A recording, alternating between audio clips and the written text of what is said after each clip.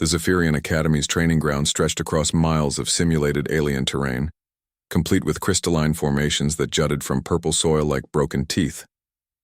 Cadet Marcus Chen crouched behind one such formation, his breathing steady despite the adrenaline coursing through his veins. Through his helmet's HUD, red dots converged on his position, 6 of them moving with the fluid grace that made the Veltar species the galaxy's most feared natural hunters. This was supposed to be a routine survival exercise. The other cadets, AIE, mix of species from across the Galactic Coalition, had been captured or eliminated within the first hour.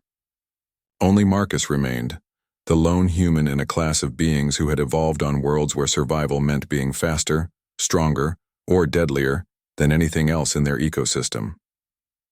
The Veltar pack leader, Instructor Kessethan, had made no secret of his disdain for humanity's recent admission to the Coalition. Soft world dwellers, he had called them during orientation. No natural weapons, no enhanced senses, no evolutionary advantages. How they ever reached the stars is beyond comprehension. Marcus adjusted his standard issue pulse rifle, set to training mode naturally, and checked his remaining power cells. 2 left. The Veltar didn't need weapons. Their razor-sharp claws and lightning reflexes were more than sufficient. They also had thermal vision, enhanced hearing, and could detect electromagnetic signatures from their prey's equipment. In any reasonable assessment, Marcus was outmatched in every conceivable way. The first Veltar scout rounded the crystal formation, moving on all fours with predatory silence. Its elongated skull swiveled left and right, tasting the air with a forked tongue. Marcus remained perfectly still, controlling his breathing, slowing his heart rate through meditation techniques his grandfather had taught him during hunting trips in the Canadian wilderness. The alien passed within arm's reach. Marcus had learned something during his first weeks at the academy that the other species seemed to overlook. Humans weren't impressive because of what evolution had given them. They were terrifying because of what evolution had taken away. No claws meant they built tools. No thick hide meant they crafted armor. No natural weapons meant they invented ones that could crack planets. But more than that, humanity's greatest advantage was something that couldn't be measured in any physical assessment. They were persistence hunters who had turned endurance into an art form. The pack was closing in now, their formations textbook perfect. Kessethan's voice crackled through the comm system, broadcast to all observers.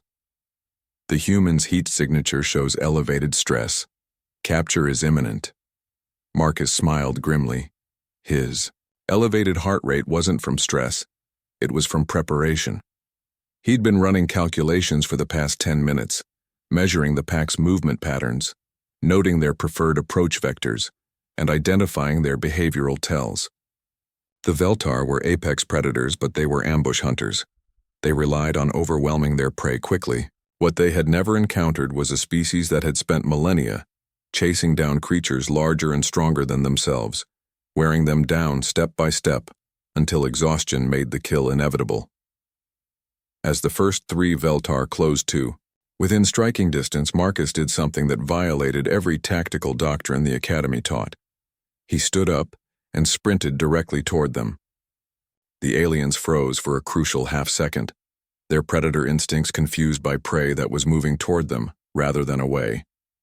In that moment of hesitation, Marcus vaulted over the nearest Veltar, firing his pulse rifle not at his pursuers, but at the crystal formations around them. The training weapons weren't powerful enough to harm the aliens, but they were more than sufficient to shatter the brittle crystal structures.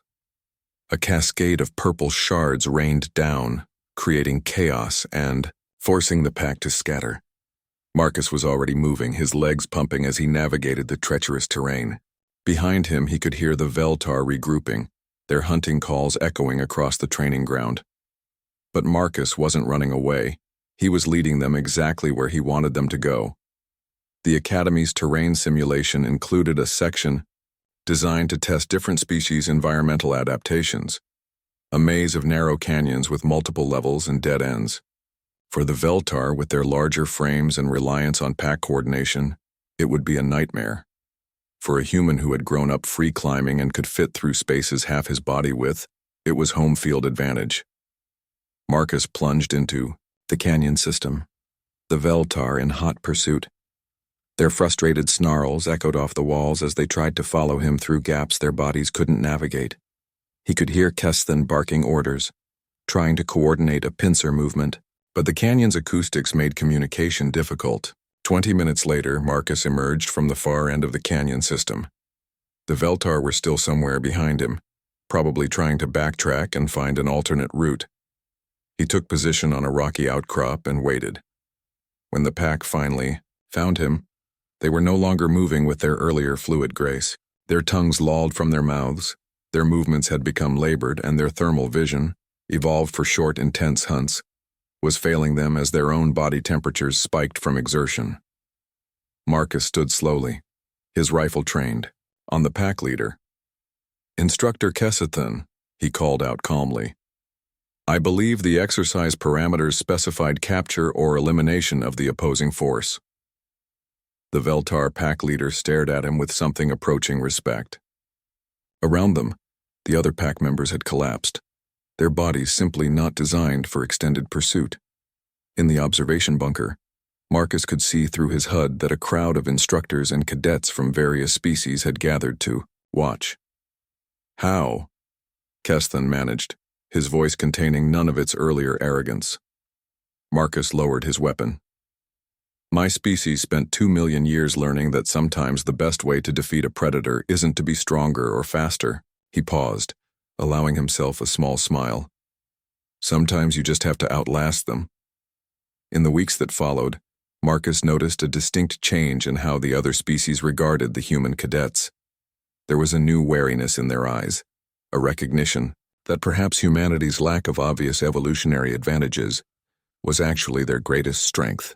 After all, any species could evolve claws or armor or enhanced senses, but it took something special to evolve the stubborn, relentless refusal to give up that had carried humanity from the African savanna to the stars. The galaxy was about to learn what humans had always known. Sometimes the most dangerous predator is the one that simply will not stop coming.